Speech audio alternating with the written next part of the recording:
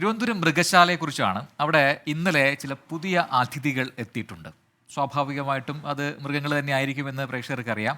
പക്ഷേ കുറുക്കനും കഴുതപ്പുലിയും അടക്കമുണ്ട് ഈ അതിഥികളുടെ കൂട്ടത്തിൽ എന്നതാണ് പ്രത്യേകത.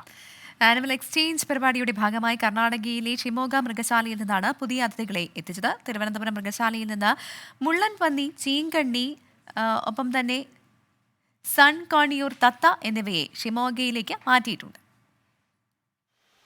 ഇന്നലെ രാവിലെ 10:30-യോടെയാണ് പുതിയ അതിഥികൾ തിരുവനന്തപുരം മൃഗശാലയിലെത്തിയത്. കർണാടകയിൽ നിന്ന് കേരളത്തിലെത്തിയതിൻ്റെ കൗതുകത്തിലാണ് തിരുവനന്തപുരം മൃഗശാലയിലെ പുതിയ അതിഥികളായ കഴുതപ്പുലിയും കുറുക്കനും മുതലയുമൊക്കെ. 3 കഴുതപ്പുലികളും 2 മകർമുതലകളും 2 കുറുക്കന്മാരും 2 മരപ്പട്ടികളുമാണ് മൃഗശാലയിലെത്തിയത്. മൃഗശാലയിൽ പുതുതായി പണികഴിപ്പിച്ച പ്രത്യേക ക്വാറന്റൈൻ കേന്ദ്രത്തിലാണ് മൃഗങ്ങളെ മാറ്റിയത്. പ്രാഥമിക നിരീക്ഷണം കഴിഞ്ഞ് 21 ദിവസത്തിന് ശേഷമാകും കാഴ്ചക്കാർക്കായി മൃഗങ്ങളെ മാറ്റുക.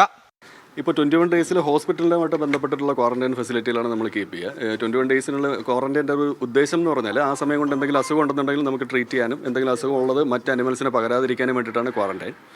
ഇപ്പോൾ തന്നേക്കുന്ന ഹൈനാസും ബാക്കി കണ്ടേക്കുന്ന എല്ലാ അനിമൽസും നമ്മളവിടെ പോയി കണ്ട് സെലക്ട് ചെയ്ത അനിമൽസാണ്. അതിന് വളരെ ഹെൽത്തി ആയിട്ടുള്ള അനിമൽസിനാണ് നമുക്ക് കിട്ടിയിരിക്കുന്നത്. തിരുവനന്തപുരത്ത് നിന്നുള്ള മുള്ളൻ പന്നി, ചീങ്കണ്ണി, കഴുതപ്പുലി, സൺ കോണിയൂർ തത്ത എന്നിവയാണ് അനിമൽ എക്സ്ചേഞ്ച് പരിപാടിയുടെ ഭാഗമായി ഷിമോഗയിലേക്ക് നൽകിയത്. വരും ദിവസങ്ങളിൽ കൂടുതൽ മൃഗങ്ങളെ തിരുവനന്തപുരം മൃഗശാലയിൽ എത്തിക്കാനാണ് അധികൃതരുടെ നീക്കം. 24 തിരുവനന്തപുരം. എനിക്കൊന്ന് മൊത്തത്തില് പുതിയ അതിഥികളൊക്കെ ഒന്ന് അങ്കലാപ്പിലാണ് തോന്നുന്നല്ലേ? സ്ഥലം മാറിയതിന്റെ ആ ഒരു ഭയങ്കരമായിട്ടുള്ള ടെൻഷനൊക്കെ കാണാം, പേടിയൊക്കെ കാണാം. നേരിട്ട് ഇവരെ കാണുന്ന ആഗ്രഹമുള്ള നേരെ സൂവിലേക്ക് വിട്ടാൽ മതി. അപ്പോൾ പുതിയ അതിഥികളൊക്കെ ഇവിടെ റെഡിയായി വരുന്നുണ്ട്.